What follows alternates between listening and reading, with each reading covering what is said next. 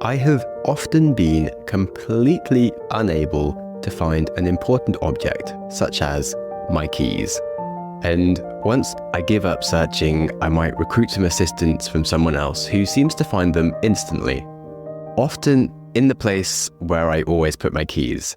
And apparently, I'm not actually the only human who makes dumb mistakes like this. We can all completely miss things that are hidden in plain sight. Perhaps more curiously, we can also miss ideas that are sitting in the front of our minds. We'll have all the correct inputs and knowledge, but we fail to use them. Lately on the show, we've spoken a lot about cognitive biases and the sorts of illusions and traps that we fall into. Those episodes have been turning into some slightly epic projects to put together, and I thought I'd share a shorter update episode on one curious aspect of human thought and provide some steps to give us clearer thinking. If you listen to the ego-based cognitive biases episode, you might remember I spoke about the concept of the curse of knowledge. And once we have knowledge, it's hard to imagine what it's like not having that knowledge. In fact, once a concept makes sense to us, it's very hard to imagine the concept not making sense. You can't look at a word written down as just some random squiggles because you know exactly what each letter means. And it's this knowledge that we have that makes it hard to explain the things that we know. It's why teachers need a gift for explaining things, but also a gift for just patience when their explanations inevitably don't actually work the first time. And if you break down what communication is, it's simply the conveyance of information that you have that you want others to understand. And ideally, you want to do it without confusing them, without boring them, and you certainly don't want to annoy them. But on top of that, our ego has these other requirements. We want people to think we're smart, maybe resourceful, and in general, just a wonderfully incredible person. I mean, who doesn't want our own personal amazingness appreciated? But this can get in the way. If we're talking to a partner, we don't want to appear needy. If we're chatting with friends, we might want to appear witty. If we are teaching something or making a presentation, we want to appear intelligent. And so the last thing we ever want to do is waste time stating the obvious. And yet, the goal of communication is to make information that we have obvious to others. And that's a conundrum. It's like the whole point of communication is the opposite of what we're trying to do. So we're going to unpack our ego a little bit more in this episode and identify a few tools for clear thinking to help you navigate life with a bit more rationality. Hello and welcome to the Growth Mindset Podcast with me, Sam Webster, with some fun ideas on how to apply psychology to our communication and why it gets confusing and how to unconfuse ourselves. Let's quickly start with romantic communication. How often do people hide what they mean because they don't want to directly state their needs? It can feel weird to simply state, I want this, I like this, I need this, touch me there. Instead, we expect some mental gymnastics from our partner to read our minds and understand exactly what we want whilst we never state what we want. We might even provide an unhelpful list of things that we don't mind doing when actually we do mind, or worse, we might give our partner a list of all of their problems due to their inability to guess our own problems. And we do that instead of just telling them that we wanted a hug or the last Rolo, etc. And we can go to some stereotypical examples here that are by no means rules for every relationship, but often when a woman presents a man with a problem that they have, they'll find that men can be a bit like a dog fetching a stick and they just really want to solve the problem.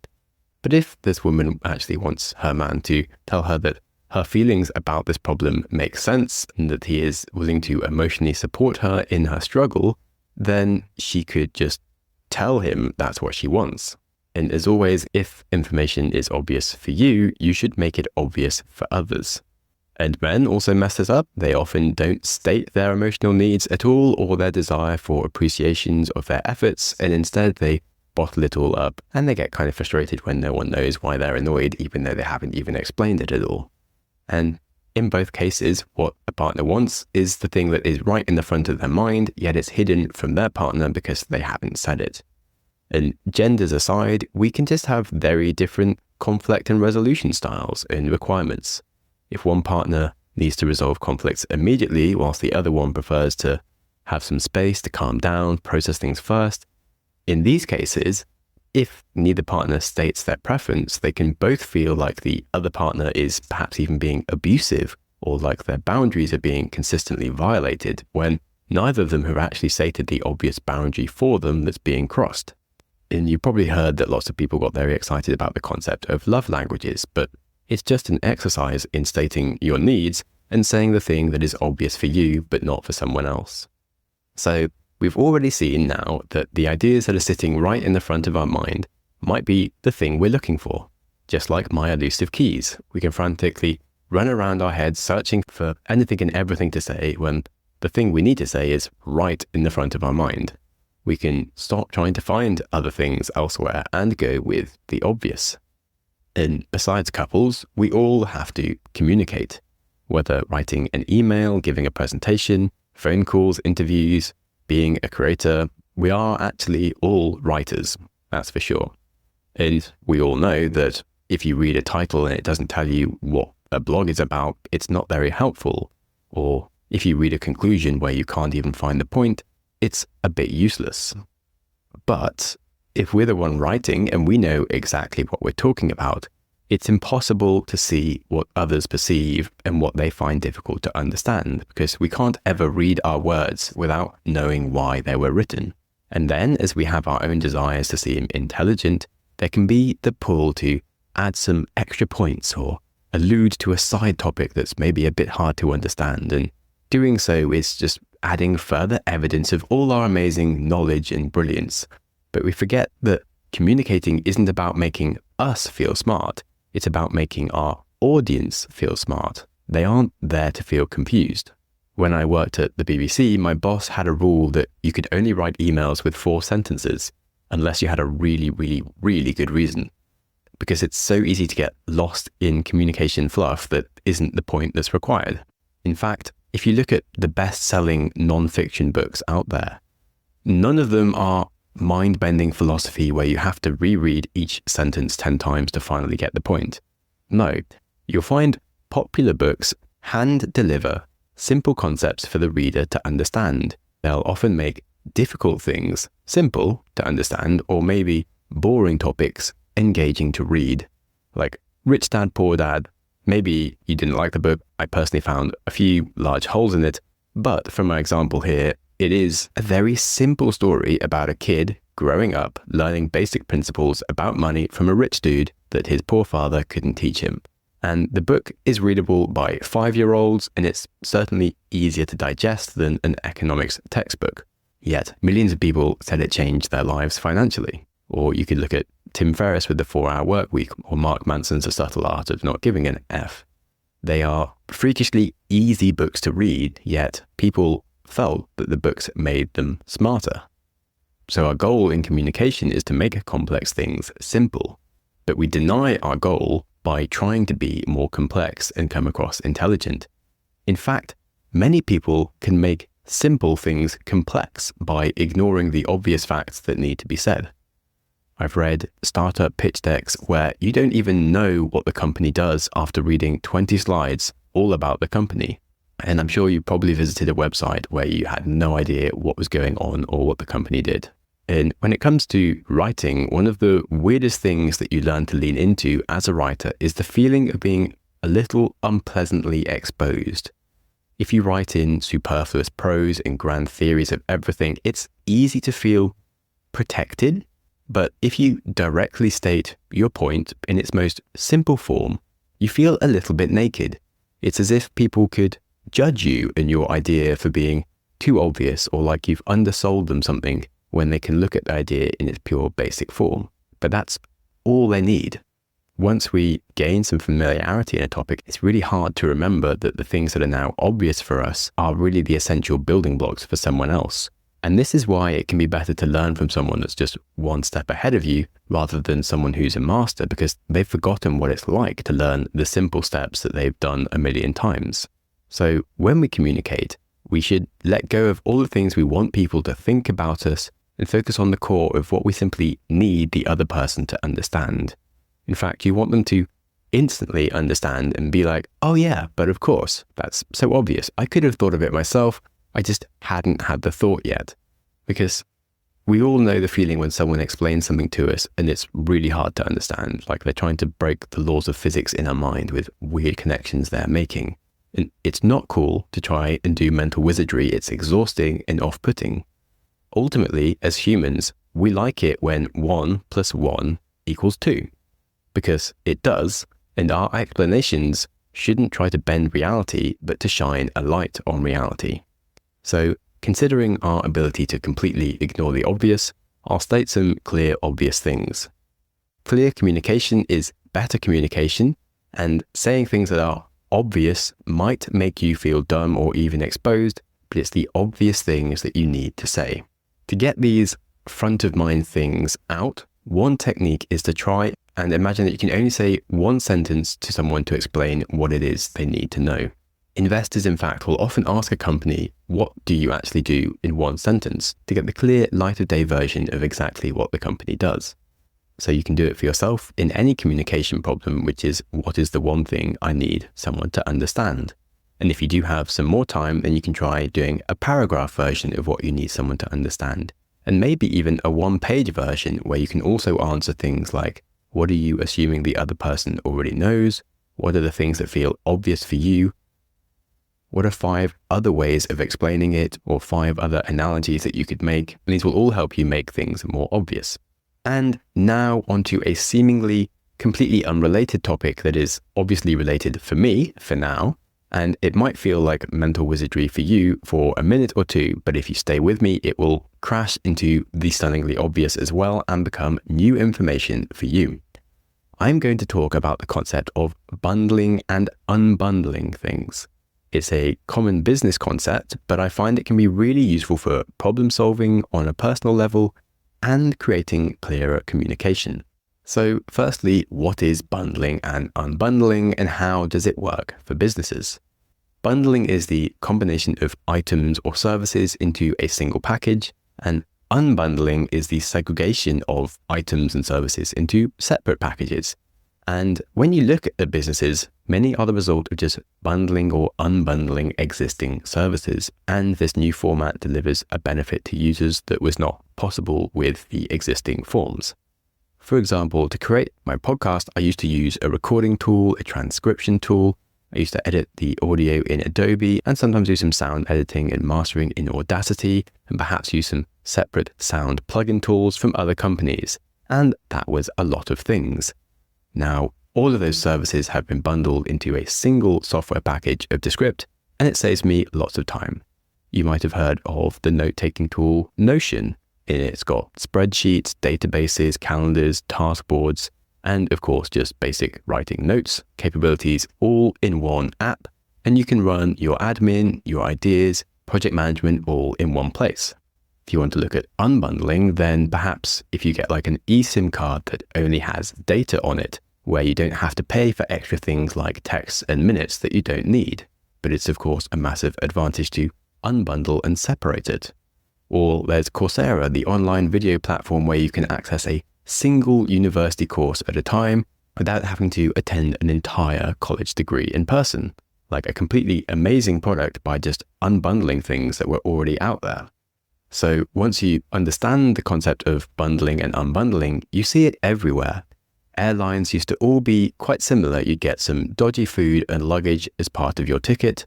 Then premium airlines came along and they bundled higher quality services, more luggage for free, good food. Virgin would even check that you had a taxi to your hotel. And that was the bundled up version of airlines. And then you had the cheap airlines that were unbundling the services. They'd remove things like luggage and food. And so all you had was a seat at the lowest cost, and it allowed you to travel cheaper. Anyway, by this point, the concept of bundling and unbundling for businesses should be obvious to you. But it also applies to creativity, science, engineering, cooking, music, writing, and communicating. In psychology even, a personality is the bundled traits of someone combined with their personal history. They may have a number of different quirks, or even disorders that dictate how they react to different circumstances. However, an individual trait is the unbundled element of someone's personality that explains how they react in certain situations.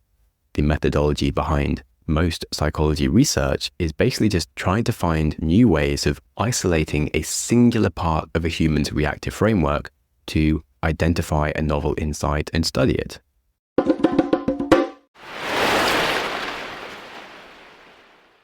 I mentioned that we can use the bundling concept for problem solving. If we want to manage stress, we might want to bundle things together like a plan for diet, exercise, time management, and relaxation into a single daily routine, whilst we also might need to unbundle and address individual elements and start with a single win before taking too much on all at once. Habit building, for example, can be really effective when we bundle a habit together with other routines, such as before I go to bed, I brush my teeth. James Clear in Atomic Habits just calls it habit stacking. Maybe every time you have a coffee, you do 20 squats. Little things you can bundle together. We can also create clearer thinking on a topic by bundling it together.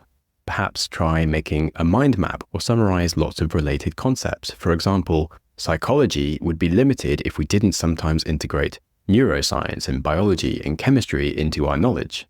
But then, of course, we have to unbundle parts of psychology to get specific understanding on an individual element, like a specific cognitive bias or a disorder.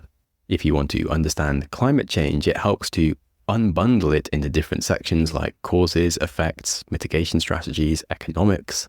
And if you want to fully understand your partner's personality, it helps to understand their individual traits and quirks.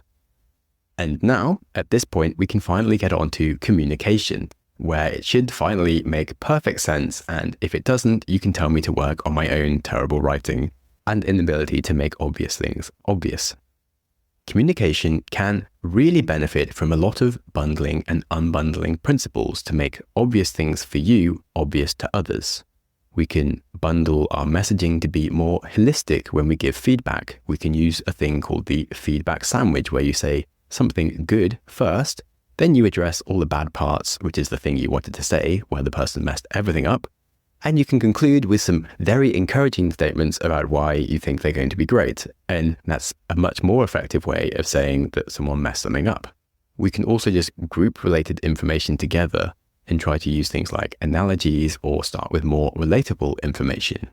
For example, when I started this episode and I spoke about our communication problems, the obvious point for me was communication for authors. But most of you, the listeners, probably don't define yourself as writers. So I addressed relationship communication first, as that made more sense for more people. And then when I spoke about communication for writers afterwards, it felt like an expansion upon it. And then for aiding our communication, we can also use unbundling, because sometimes we have lots of things to say in a speech or to a partner in an argument. And if we can identify what are the individual elements that need to be understood, it can save us from jumping around or having some assumptions of some things that people should know when we're saying something, but they don't know. And I think one of the complicated things with arguments is that we might have 5 or even 10 different things going on at the same time. It can be hard for someone to apologize about one thing when they still feel hurt about 4 other things. When we can learn to unbundle our feelings and misunderstandings into the individual elements, it can be really powerful to turn this amorphous blob of just hurt feelings into separated specific elements that can each be addressed. Outside of relationships, if you have a project meeting with your team, you'll want to unbundle it into different sections like planning, execution, review. If you listen to the episode about Jeff Bezos' mental models, which was a really good episode, we spoke about the fact that Amazon organized meetings in a way that each one has a singular goal and decision to be made by the end of the meeting. And the goal was clearly defined and obvious. And in fact, Jeff Bezos even says that one of the most important things in business is to just keep the obvious things obvious. And sometimes bundling is essential for doing that. There are lots of cool things that we can do here if we want to dig into it further for your communication or your habit building or project planning, where, of course, clear thinking is essential. So far in the episode, I've really broken down 2 main tools for clear thinking, which was my goal for the episode. the fact that we hide things that are at the front of our mind and just trying to break them down into a singular sentence of just what we need to be understood, and the concept of bundling and unbundling things to make our communication clearer. I could, of course, go on for hours, but really at this point, the work is now on you to put your own ideas through these frameworks. If you want any helpers, then I put a little document together in a link in the description with just some suggested points that you can go through on how to make things more obvious for yourself and apply bundling and unbundling to any concept to help you build clarity. After all, growth mindset and mastery is essentially unbundling individual elements that you can improve and then combining them into the bundled form of mastery of an entire topic or skill. So, if you do have a few ideas lurking around whilst you've been listening, don't let them slip away and check out my notes and put some time into it. I'm sure you won't regret it, and I'd love to hear what ideas you have, so do check out that link in the description. And on the subject of hearing from you, this summer, I want to talk to more of you, the audience. So I've opened up my Wednesday afternoons to talk to anyone. And I mean anyone, completely free. You could be 18 or 81. I really don't care. In case you forgot about things I've done, I've launched and sold a few businesses. I've invested in quite a few businesses. I've been to over 60 countries, ran ultramarathons. I've been a mountain guide in the Himalayas. If you want to chat about the psychology of your marketing plan, help with a podcast idea, chat relationships, I would be happy with anything. I just want to see some more faces, and I'm living a pretty chill life in Portugal by the beach where I don't have that many calls, so I thought it would make sense to connect it with some more of you. So feel free to look in the episode description where there is a booking link if you felt like you've ever had a question you wanted to ask me. And on that, if you can share the episode with a friend or drop a comment or a review, you will make me super happy. The best way to support the podcast is looking into our advertisers who keep the show running. Remember, life is too short for not finding your keys and generally being confused about things. So make the obvious things obvious. And of course, don't forget to be kind to yourself. Do climb a tree this month and smile at strangers. Thank you so much for listening. Go you! Your consistency to reach the end of an episode is legendary. My hero! If you have any ideas or feedback for the show, I'm always interested to hear from you. You're the best! Studies show we need time for information to sink in, so I'm going to give you a 5-second pause, silence, to reflect on one idea from the show before you jump back into your busy life.